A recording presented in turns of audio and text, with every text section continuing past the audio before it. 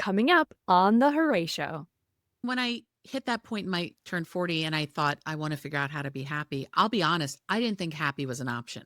I Wow. just wanted to not be sad Oh, yeah. because I was so deep in my sadness. I was like, I just want to get to neutral. Welcome to the Hurray Show. I'm Kimmay, your host and undergarment educator turned confidence coach, here to help you uncover your hooray inside, outside, and underneath. Since 2005, I've been supporting folks in the bra fitting room, where they've revealed it all. And we've transformed not just how they see their bodies, but how they see themselves. Now we're taking that same full-hearted support and bringing it to you. There's no airbrushing here, y'all, of bodies, beliefs, or the beautiful mess of being human. Just real stories, honest conversations, and tools for your self-worth journey. Hooray! Hooray and welcome to the Hurray Show. I have a very lovely person here with us today. Today is Amanda Lipnack Radell Day, and I cannot wait for you to meet her. But first, let me read her official bio so you can get a little taste of who she is. Amanda is a life coach, podcaster, project manager, and human. That's very important to make sure we're clear on that. Yeah. Working on figuring it all out. When she turned 40, which is how old I am today, hooray, she realized that she didn't want to spend the second half of her life being sad. So she began a mission to figure out how to be happy, or as I would say, how to say hooray. It's been a roller coaster of 12 years, but she has learned a lot about the importance of being both sad and happy, as one cannot exist without the other. We're going to talk about that today. She now works with women in their midlife, trying to figure out what the second half or second act can look like and how to get there. Hooray and welcome to the Hurray Show, Amanda! Thank you, Kimmay. I'm so happy to be here with you, my friend. This is just such a joy. Thank you. I'm so pumped. I also feel like we have to give a shout out to our friend Krista, who introduced us. We have a mutual friend that when I moved to Philadelphia, she's actually from the Philly area, and I had put out a request of like, introduce me to your Philly friends. I want community. I want people. I want people who know the people I already like. And so she connected us and we hit it off. We did. We totally did. And you're one of the joys of my life. And I'm so happy to be here with you. And the fact that I said that I was human makes me think of, remember early in the pandemic with the guy who was like, I'm not a cat, Your Honor, even though he was with the Zoom call. I'm in fact not a cat. I am a human. So I've kicked my cat out for the day. I love that so much. Yes, Krista did a good job of matching us together. And also, I am also human. And one of my favorite people in the world, she'll say this all the time when I'm struggling or, something's going on. She'll go, how human of you. How human of you. So I borrow that. I love it. I borrow that phrase all the time. So we are both just humans trying to figure this thing out. And I think everybody listening might be human too. So probably. Hooray for us. Or a cat. So, you never know. You never know, actually. You never know. My first question for you is, I just want to get clear on this context here, because you say that you're a midlife coach. Sure. And, I just turned 40 myself in January. Yep. What is it about turning 40?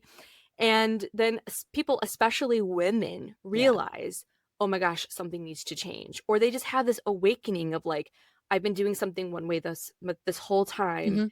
I'm ready to change things. What is it about the midlife time? I think something happens. I think particularly women are socialized to do the thing, do the right thing. And there's like a list of things we're supposed to do, right? Graduate high school, go to college, find a partner, buy a house, have a baby. Like there's this whole long list of things we're supposed to do. And I think what happens for a lot of women, they check all those boxes or they check all the ones they're interested in checking. And then they go, oh, wait, I thought if I checked all those boxes, I was guaranteed happiness and joy. Oh, yeah. And it's just not how it works. And I think sometimes, I think two things. One, actually, I think a lot of things, but two things in this point. Two for today. One, I think we do people in general a huge disservice by forcing them at the age of 18 to try to decide what the rest of their life is going to look like. Oh, that's fair. That is very fair. Your frontal lobe's not done yet. My stepson is 17 years old. I can tell you with no doubt in my mind, this child is not ready a year from now to make major life decisions. No, 18 not is at not all. it. Not it at all. And I'm starting to think like 35 to 40 might be where it's at because you get some time under your belt. Yeah. The other thing is I think for a lot of my clients that I see, they're in life post a divorce, or they're in that space where their kids have gone off to college, or Their marriage may be great. Their kids have gone off to college. Didn't work. They were stay-at-home moms. And then they're like, oh God, now what do I do? And they have a Yeah. lot of shame about not having a career, Oof. which is fascinating to me because I have a career, but I don't feel like this sense of pride from my career. But I talk to my clients and friends who don't have careers, and there's some shame in that too. So I think all of these Huh. things kind of converge in your Yeah. mid 40s with the added bonus of menopause and that shift in life. Well, yeah, those And hormones will do it for you. oh, yes, they will. Coming and going. Yeah. Both sides of it. I heard somebody describe menopause as cougar puberty. Oh my gosh, And I yes, was like, that's that true. feels very accurate Yeah. because you start to feel that same amount of crazy that you felt at 12, 13, 14, but you didn't know to Yes. identify it as that. Now you have the wherewithal to identify it and you're going, ooh, what do I do? Yeah. So I work with women, primarily or women identified folks, though I have coached some men who are looking at their life going, now what do I do? Yeah. This isn't working, or parts of this aren't working. How can we Yeah. pivot a little bit?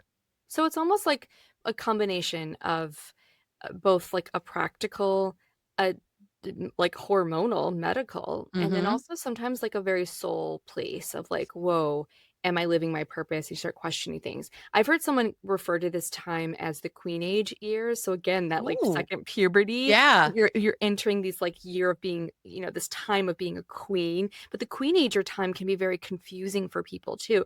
I work with a lot of people for bras Mm-hmm. in their like early 50s, mid Yeah. 50s, because, and I always tell people they always come in because they're so fed up finally. I think Yeah. there's like a big energy shift when you get to a certain age, especially as a woman, where you're like, you know what? I'm not settling anymore. I'm not Mm-mm. going to just like try to make it through. I'm not going to put everybody else first. Nope. It's time for me. And part of that comes from just this awareness of yourself and like I've been doing that forever and where has that gotten me, but also this like physical need, because if Yeah. people are going through menopause, most likely, so everybody out there who's maybe perimenopausal or going through menopause, your body shifts a lot, Your and part body's of going that to comes with change. getting a little bit softer, a little Mm-hmm. bit fuller, and then your breasts will get bigger. And Yeah. so people will come in that have never gone to a bra fitter in their entire life, but they're like, I don't know I'm basically having a second puberty, Right. help. And How they do I would do come in, this? yes, they would come in and be like, I finally realize I need help. I Mm-hmm. finally realize I need someone to help me with this part of my body because I don't want to settle anymore. I don't want to keep guessing. So Yep. that's why I feel like people go to you, but you also had your own awakening. So what did that look like for you? Oh, it was profound. Around the time I turned 40 years old, I was in the midst of my second divorce, Mm. it's a whole story unto itself. If you ever want to do a whole divorce episode, I'm your Woo! girl. I'm Second podcast coming up. like a little Liz Taylor over here, just getting divorced and getting married. Um, but I was in the midst of my second divorce and I was miserably sad, Mm, like to the point that I felt like I was a toxic person. I mm, did not feel like I was worthy of love. I did not feel like I brought good things to the world. I was a really, really dark place for me. mm. And the year that I turned 40, three of my girlfriends, we were also turning 40. We went to Dominican Republic for a long weekend. And the last morning I laid on the beach and I just had this moment of like, I can't do this anymore. I cannot live like this anymore. I need to go figure this out. Ugh. And thankfully, I'd already been in therapy, which was sort of part of what got me out of my marriage that wasn't working for me. Dug into that. I worked with a lot of coaches. And what I realized is it wasn't so much that I needed to learn how to be happy. I needed to learn how to be sad. Oh, I just got goosebumps. What does that mean? How did that factor in? Because, first of all, if you think about, you've read Brene Brown, you've heard of Brene Brown, folks have heard of Brene Brown. Love Brene Brown. I love her too. But one of the things she talks about is if you don't feel the entire spectrum of emotions, if you don't feel the ends of them, you never get to feel anything else in between. You just kind of get Mm, stuck at that neutral place or not in a great place. mm, And what I realized is I had been running from my own sadness and my own grief and my own fear for a very long time because I was afraid that if I sunk into it, I'd never get out of it. Ooh, whoa, just felt that in my whole body right there, Yeah. Amanda. Yeah. I know people listening can relate. I personally can relate to this. So just feeling like if that wave comes and I allow it to come, if I allow Mhm. myself to sink in and actually truly feel this, I Yeah. might go so deep that I will never come back up. It's that feeling. And we've all had it where like behind our eyes, we're about to cry and we're like No, we may not just be in a place where we have the time or space or energy to do it, but we also feel like, oh God, if this starts, it may never stop. Yeah. And I just realized I needed to go into that space. And it was hard and it was messy. And I had to look at some really hard parts of myself and my life and the choices I had made, good, bad, and indifferent, that had gotten me to this space. But it was really digging into that sadness that then opened up space for joy, and also opened up space to recognize joy. Whoa, tell me how. Well, I felt like I'd been so numb for so long that I wasn't feeling anything good. And if I felt anything, it was bad. So what that allowed me to do, think about it. If you've had we all pull our back out and we have that pain in our back, and then we wake up one morning and it's gone. Or if we've had it for a long period of time. I know a lot of people deal with chronic pain. I have chronic pain. And you have days where it's not there. And all of a sudden you're like, oh, I didn't even realize how uncomfortable I was until I'm not uncomfortable anymore. Yes. Oh my gosh, that's so true. Yes. Or you take off a pair of shoes and you're like, oh, I didn't realize how my feet felt constricted or you take off a bra that's not fitting right. I was gonna say a bad bra. A bad bra that is not fitting right. Who amongst us has not ripped off a bad bra in our life? So, yeah. But it's or you know what? Then the opposite is true too. Sorry to go along with your analogy. Yeah. It's like once you're actually in shoes that do fit, or have the right arch support for you, or once you're in a bra that does fit, you're like, oh, I didn't know it could be like this. Oh yeah. So amazing. Oh, yeah. I didn't know I didn't need a minimizer bra to make myself feel more put together. Yes. Or I didn't know the 32 band was going to fit better than the 38 band I've been wearing. Who Right, knew? right. Who knew? I didn't know I could be an I cup and have that work for me, but here we are. Yes. Depending on the brand, it's all good. Much like clothing number, I have learned to entirely let go of bra size numbers. Yes, they mean nothing. Whoa, hashtag more than my numbers moment right there. Yes. Numbers are nothing. Information, not a definition of who you are. Preach. Absolutely. Anyway, I got us off track, but you were saying that feeling the sadness then opened up this space for joy for you. It did. And what I realized, I left my marriage. I took some time to myself for a while. I jumped back into dating. I wound up getting into what turned out to be a really terrible relationship.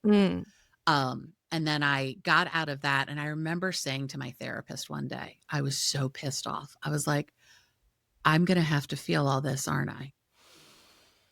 I don't want to do this. I think that's sometimes there's great parts of self-awareness and sometimes there's really challenging parts. And one of the challenging parts is realizing oh, damn it, I have to go through this. Yes. The only way out of it is through it.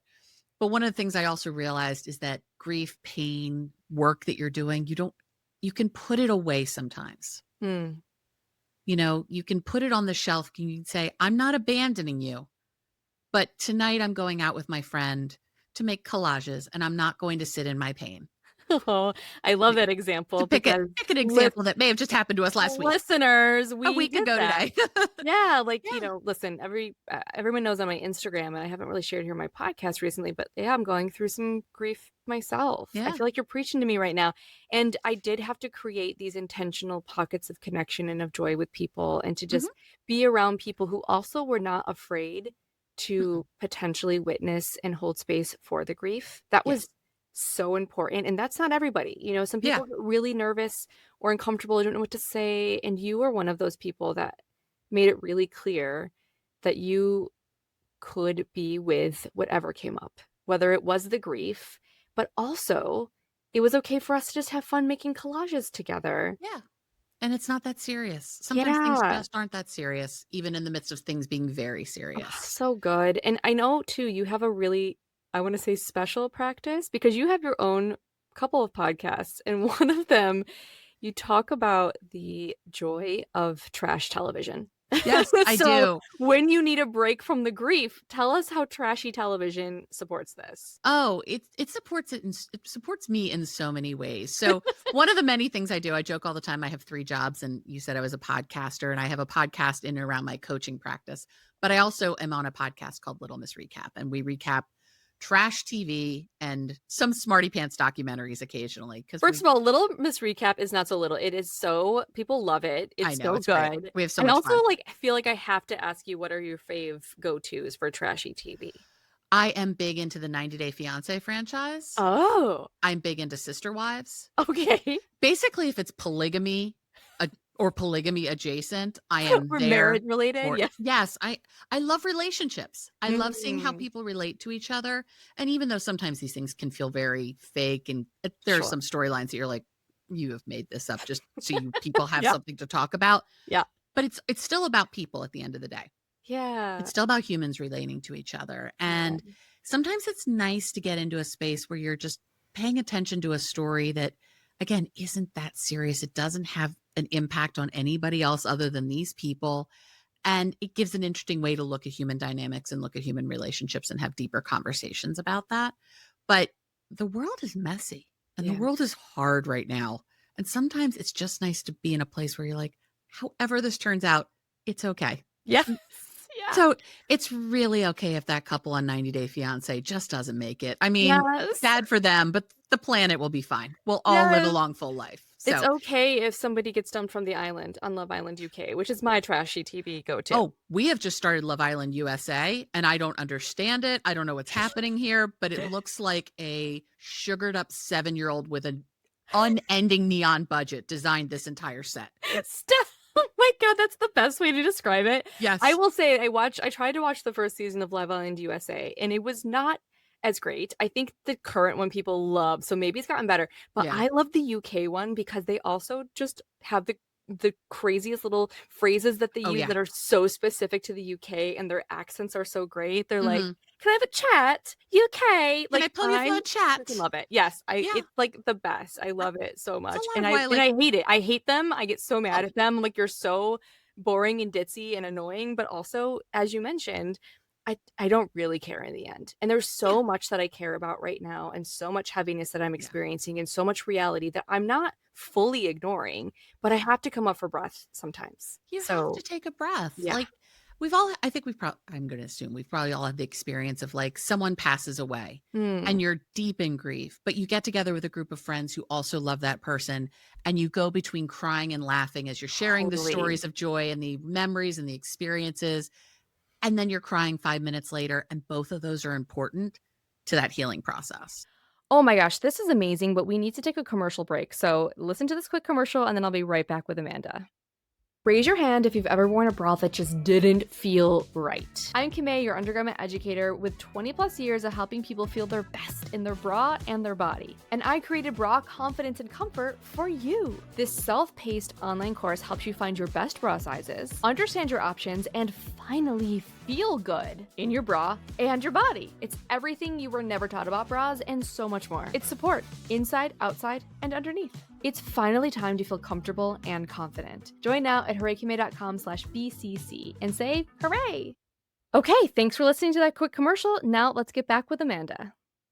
Thank you so much for giving me and other people the permission, because it can feel really strange when we live some of us, public lives now. Like, Mhm. I live a very public life and I share Yeah. so openly with people that I feel like when people know something difficult is going on, if they sort of catch me laughing or having a good time, they're like, "Hold on a minute, I thought she was sad about this really Right. important thing in her life."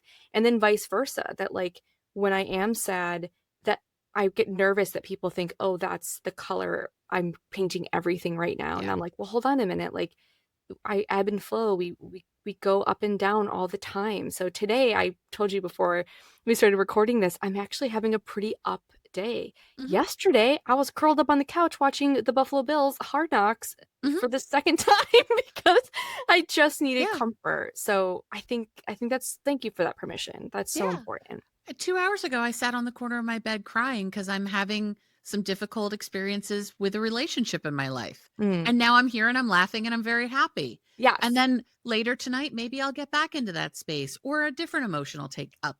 I feel like we can be so black and white about our feelings and think it's got to be all one or all the other. And Right. so much of life for me is gray and so much of life for me is the both and.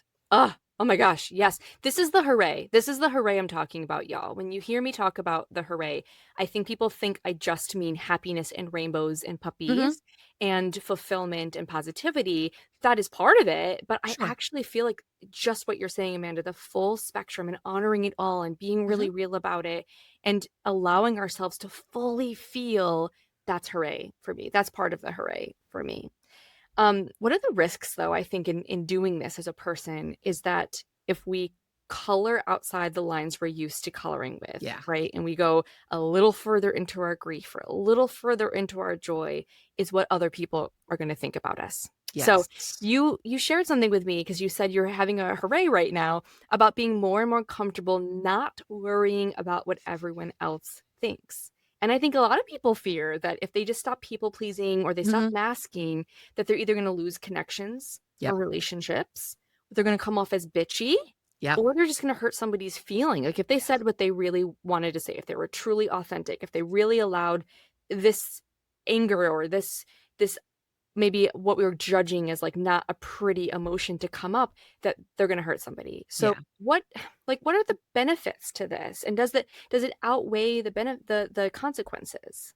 Absolutely, benefits outweigh the consequences. I Okay, will do say, though, that tell. it is a practice, and I am Mm, still very much in that practice. There are days where I still can get very stuck in the people pleasing and still get very stuck in the, "Oh my god, what will they think if I do this? Oh my god, what will someone think if I put myself out there, if I share this piece of myself, if I share this sadness, happiness, whatever it may be," because we are conditioned, and so many of us who are people pleasers have those grooves dug so deep in our brains that they're hard to jump out of. yeah.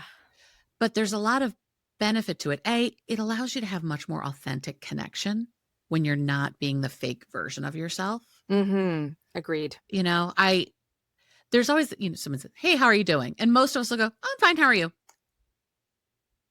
And sometimes that's the appropriate answer. I'm checking out at the grocery store. The lovely woman at Wegmans does not need to know all of the things Exactly. happening in my life. Exactly. Yes. But when my friend asks me who I am, or how I am, who I Same am, question. same question, Same really. question. Yeah, yeah, same question.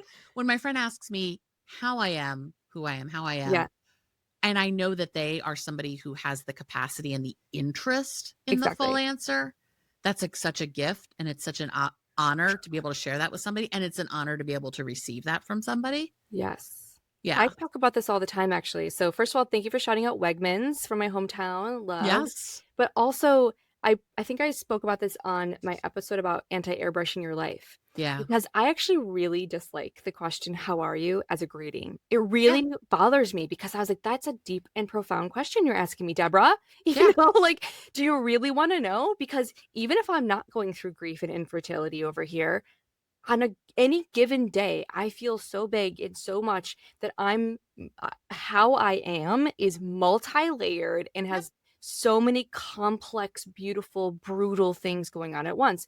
So I usually ask them, like, do you really want to know? Right. Do you want the real answer or just the answer you're Or are you expecting? just saying hi? And I try Yeah. my very best not to use it as a greeting. And instead I'll be like, hi, great to see you today. Yeah. And if you notice, like if you do this, y'all listening and start practicing this, people are so on automatic that if you say, hey, great to see you today, they'll be like, good, thanks, how are you? And I'm like, didn't ask you how you are. Like we're just so conditioned We to are. it. We But I are. love what you're talking about here because it's such a beautiful way to get started and to do it with the people, like you said, maybe not the cashier at Wegmans, but Mhm. to do it with the people that you know either have the capacity or you want to build that capacity with each other to hold that space for the truth, for the real answer. It's for the real answer. And I think people need to be worthy of your answer. And Oh, yeah.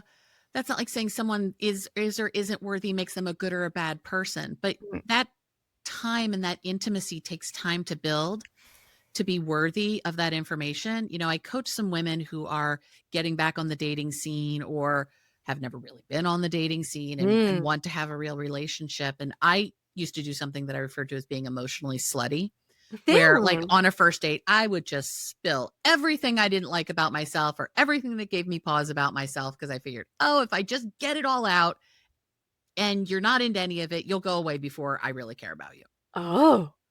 And I realized, A, that's a form of emotional unavailability, big Hmm. time. And the other thing is I'm telling people my story who haven't earned the right to my story because they don't know Mm. me. Mm-hmm.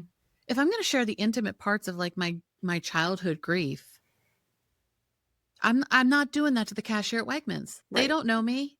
They don't know the context of it or anything. So I Yeah. think figuring out who those people are in your life that you can be that fully embodied, fully authentic, fully messy version of your life is so important, because then that allows you to live in the parts of your life where you don't do that, where you don't turn into, oh, how are you from the Wegmans cashier? And all of a sudden you start bursting into tears talking about your grandmother who just died or whatever it is, because it's not the time or place to be doing that. Yeah. But at the same time, you don't have to mask with some people and not with the others. It's sort of like, how much are you just peeling back the Yeah. curtain? Because like you said, like if they haven't earned that, then you don't need to give it to them.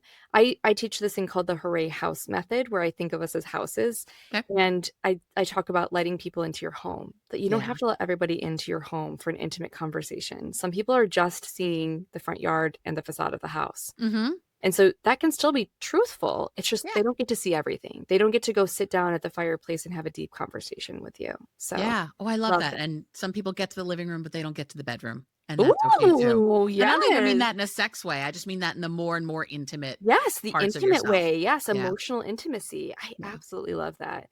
So what's your advice for somebody who feels stuck? Who feels like, oh my gosh, they're nodding along to this. They're like, Amanda, this makes so much sense. I'm Mhm. feeling that. I don't know what the heck to do next. They might feel like that hooray just feels so far away. What is your advice for them?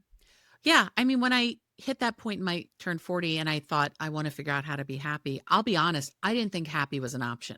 I Wow. just wanted to not be sad, Oh, yeah. because I was so deep in my sadness. I was like, I just want to get to neutral. If I can just Mhm. get to 0, plus 90, minus 90, doesn't matter. If I can just get to 0, I'm good.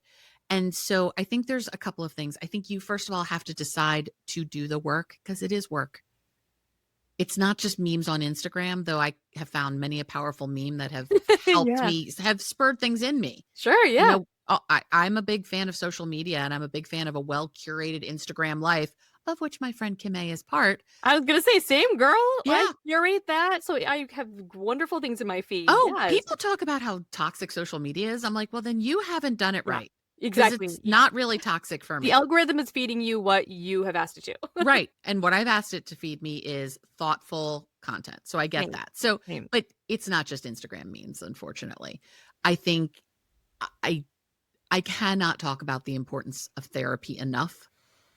I'm a believer in therapy. I'm a believer in long-term therapy. I actually think the planet would be in much better shape if we were all in therapy, Preach, yes. and all in long-term therapy, because we're all human and we're all going through it. And Mhm. sometimes you need a place to be the messy part of yourself and have somebody help you right that ship a little bit. Mm. So I think therapy is a big part of it. I think finding a coach is also a part of it. Some of the biggest growth that I have done in my life has been when I've been working both with a therapist and a coach, because they're Mm. two different therapeutic modalities. Totally. And I think they complement each other really well. I've taken things from work I've done with coaches into my therapy, and I've taken work I've done with my therapist to my coach, and we've game planned around whichever side it is of that. I love that. I love books. There's a couple books I really recommend. One is Elizabeth Lesser's Broken Open, a book that changed my life. And another one is Augustine Burroughs. Oh shoot, now of course the name is not coming to me. This Is Why. And it's about it's like the best worst self-help book you'll ever read. I'm a huge Augustine Burroughs fan. If you're not familiar, he's the one who wrote Running with Scissors. Oh, amazing. Okay. Oh, he's an amazing author. He's one of my favorite, and he's a memoirist, and I really tend to love those. But the sampling of different media and talking to different people, I think, is really important, because it's really easy to get into our one little rut in our one little worldview. And I think if you want to make significant change, you have to open yourself up to different ways of thinking and different ways of being. And that means talking to different people. I think it's also important, when you want to make a change in your life, to tell those intimate people in your life, I need to make a change. And I'm going to need some support, even if you don't know what that support looks like yet, because it could be anything, and it might change over time. Yeah, absolutely. You Oh, know, so good. what we need on any given day changes over time. It doesn't matter if we're in the process of making big change or just living. 100%. I also think you wrote something here that I want to like read back, because to that person who's stuck, yes, you have to decide, but also I think it's important for us to recognize that change is possible, that when Mhm. you feel really stuck and you're like, there's no way out of this, I can't see out of this, that like it is possible, and that you are worthy of that change. You're worthy of the investment, of the Yeah. time, of finding the coach, finding the right therapist, because sometimes you go to somebody first and they're not They're quite not the fit. right. Yeah, and buying the book and reading the book and setting the boundaries, like you are worthy Mhm. of making those changes. And it's so much of it can come from working with and getting support from other people, but a lot of it will be generated by you.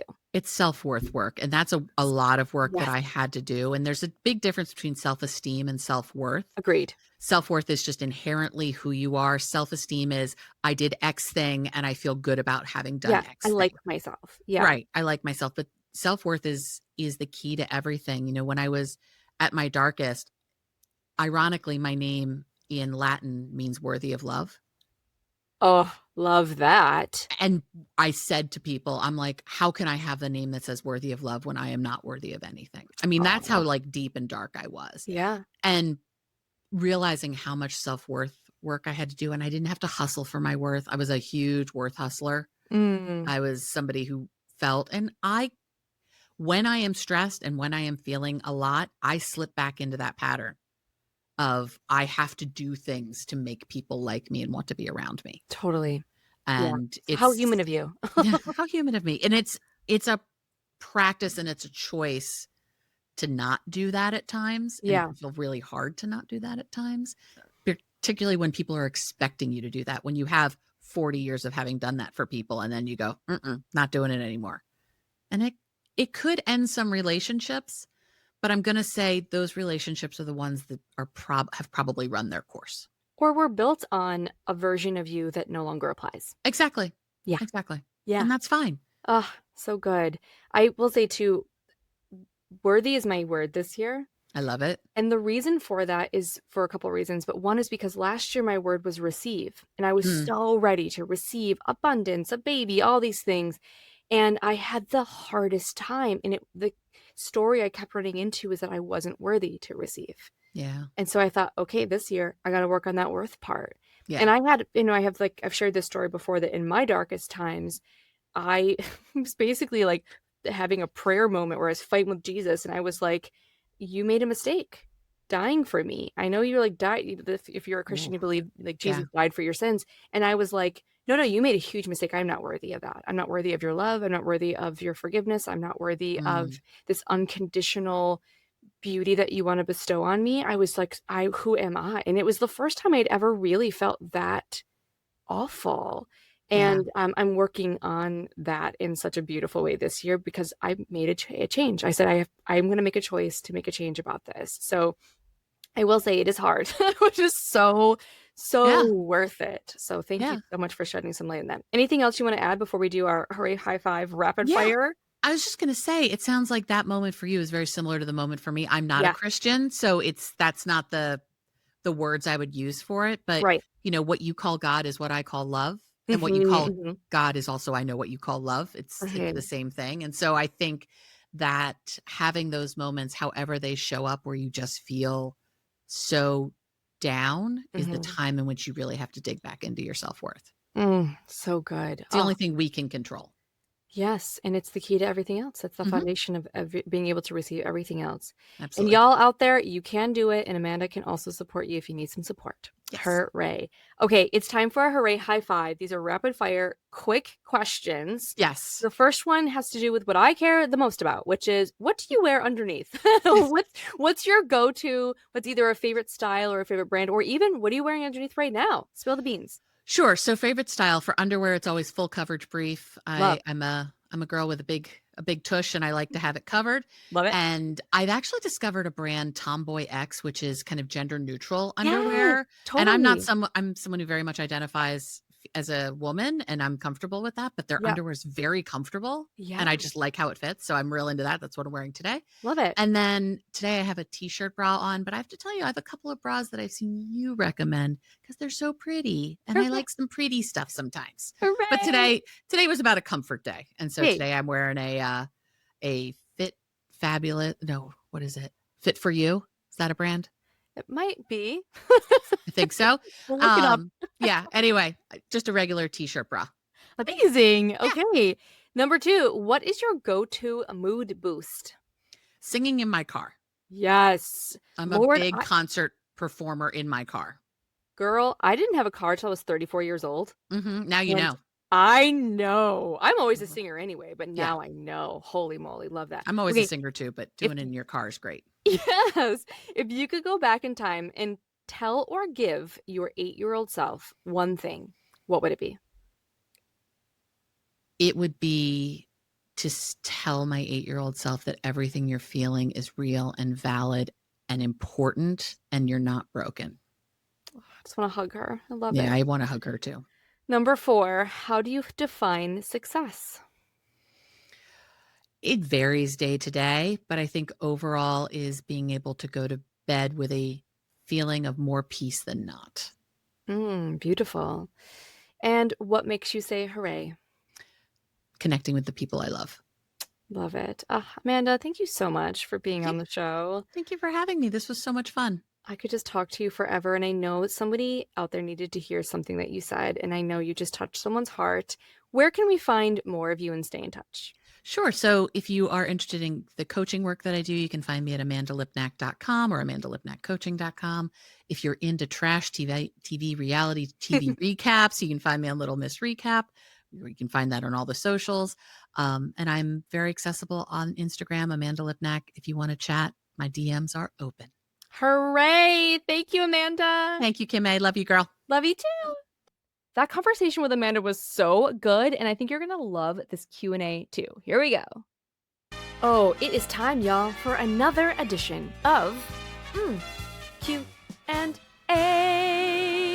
with me, Kimmay. This person has a lot going on with their bra and their bust, and you might have some of these issues too, so let's dive in. She says, help me, I'm petite and very busty. My breasts have no space in between, naturally. Any separation tends to make them look weird, and I actually can't lower my arms without bumping into them. I have been sized. Still a problem. 34F and G. And the straps are too far apart. Lots of exclamation points.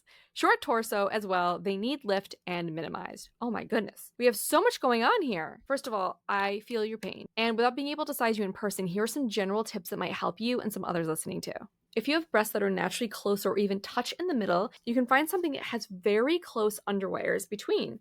This means that the center gore is not far apart at all. In fact, lots of minimizer bras come with a center gore that's already very close together. The thing though is that minimizer bras will take your bust tissue and it will press it against your body, which then does squish them out to underneath the pits a lot of times. So if that's already an issue for you, you might want to look for something that has more forward production, not a minimizer. So that might have seams up the front and side support on the side, and that will give you a more projected look. Some bras from Elomi or Panache or even Empreinte actually have more forward production on most of their bras, so I would check out some of those. In general, if you haven't found success with one fitter, it's okay to try again with another. And just start experimenting with different styles that are going to fit and support your unique body. And hey, having a lot of bust on a small body, you might run into some boob every now and then. In the end, I just want you to feel comfortable and to say hooray, inside, outside, and underneath. I hope this answers your question at least a little bit, and if anybody else has questions, please leave them below and then share this with somebody who needs to know. Hooray! Hooray! That's a wrap for this edition of The Hurray Show.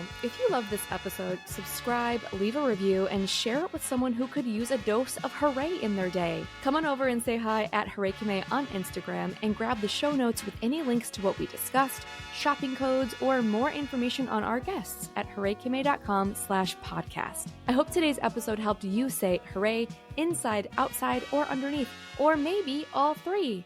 Either way, thanks for spending some time with me. Until next time.